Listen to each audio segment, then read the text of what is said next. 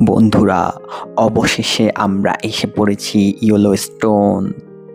Yellowstone আসার পর সকাল সকাল বড় ভাই বলল আজকে নাকি গরম পানির ঝর্ণা দেখাতে নিয়ে যাবে। আমি তো খুব খুশি হয়ে গেলাম। রেডি হয়ে গাড়ি নিয়ে আমরা বেরিয়ে পড়লাম। ওমা, বেরিয়ে দেখি মুষলধারে তীব্র বৃষ্টি পড়ছে। বৃষ্টির মধ্যে প্রকৃতিকে আরো সুন্দর দেখাচ্ছে। আমরা ধীরে ধীরে এগিয়ে যাচ্ছি ইয়েলোস্টোন ন্যাশনাল পার্কের দিকে। খুব ভালোই লাগছিল। একটু পরে বড় ভাই গাড়ি থামালো একটা ওয়াশরুমের পাশে। ওমা, কেন এখানে থামালো বুঝলাম না।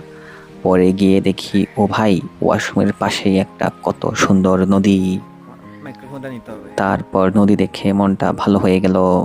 আমরা সবাই নদী দেখছি, পাশেই পাহাড় এবং গাছপালা, সবুজের এক বিশাল সমারোহ। একটু পরে শান্ত বলল সে নাকি এখানে দৌড়াবে। আমাকে ক্যামেরাটা ধরিয়ে সে দৌড় দেওয়া শুরু করলো। আর গুটি গুটি বৃষ্টি পড়ছে দেখে ভালোই লাগলো।